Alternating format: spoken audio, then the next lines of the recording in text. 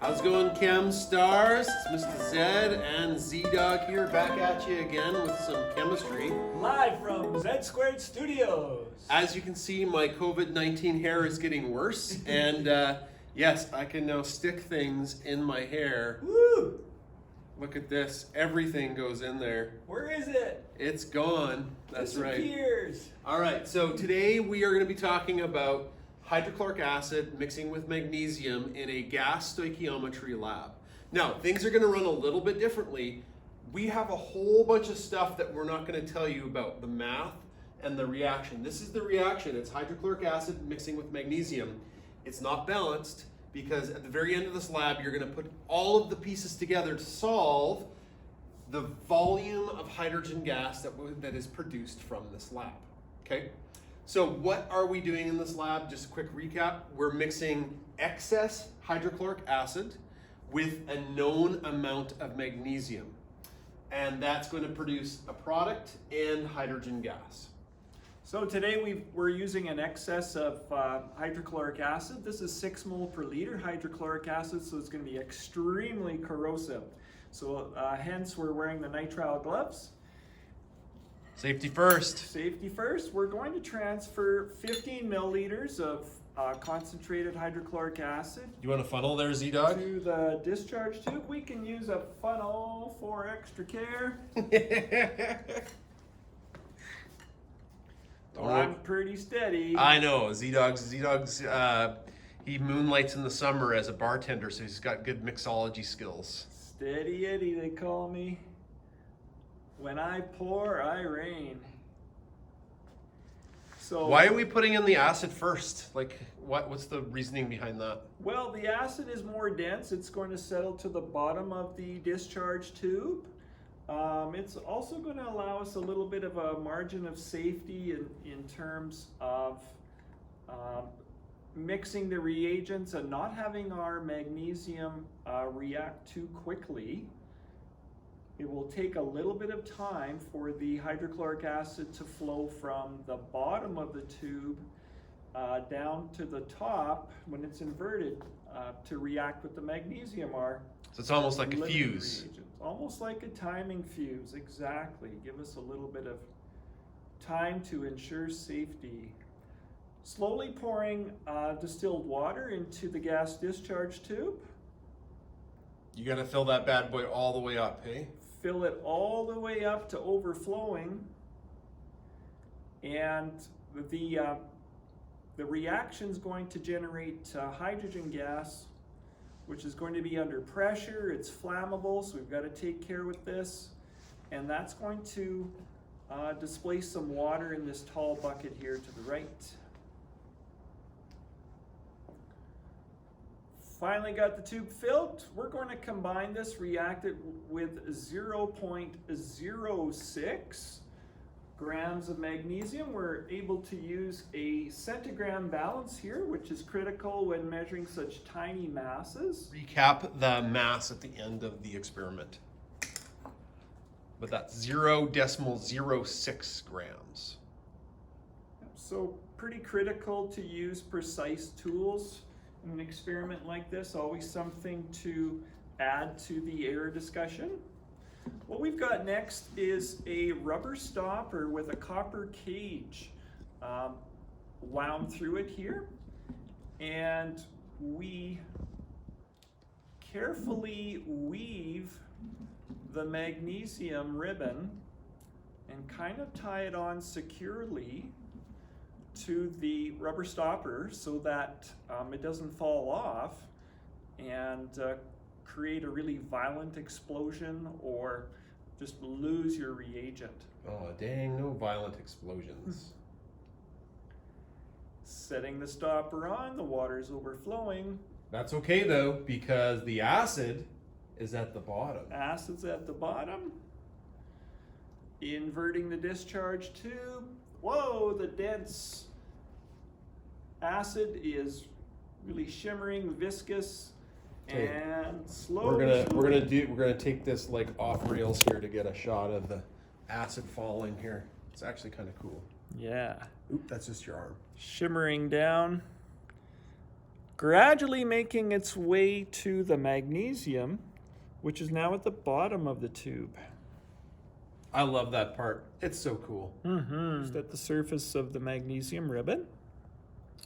There we go. We have a liftoff. It's starting. Bubbly, bubbly. Now, if all goes to plan, see, Doug, the gas will be collected in the tube and not blow off the stopper at the bottom. Correct. Because that happens occasionally, or there's a huge leak.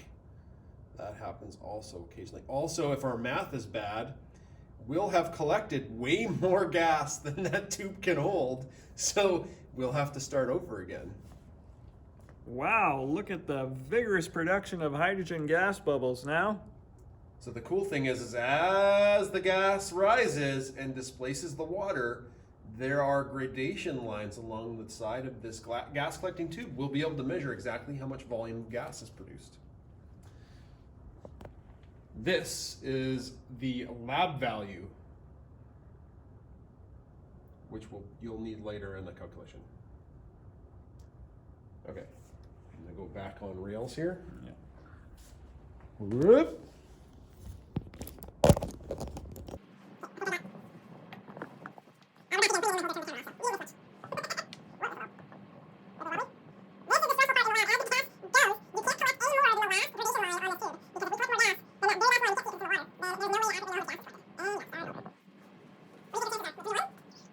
In Vegas, We're producing a lot of gas here. We've got magnesium left. Mr. Zed, it's unreacted. We're winding down.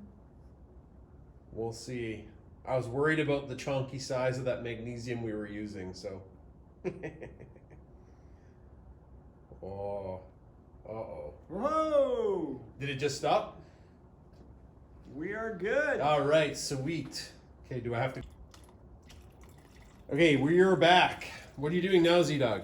Well, it's really important when collecting any gases to ensure that the pressure inside the gas collection tube is the same as the air pressure in the lab. So I'm adding water to this bucket so that the level of the water inside and outside of the gas collection tube are the same, thus ensuring the same pressure inside and outside of this gas collection tube.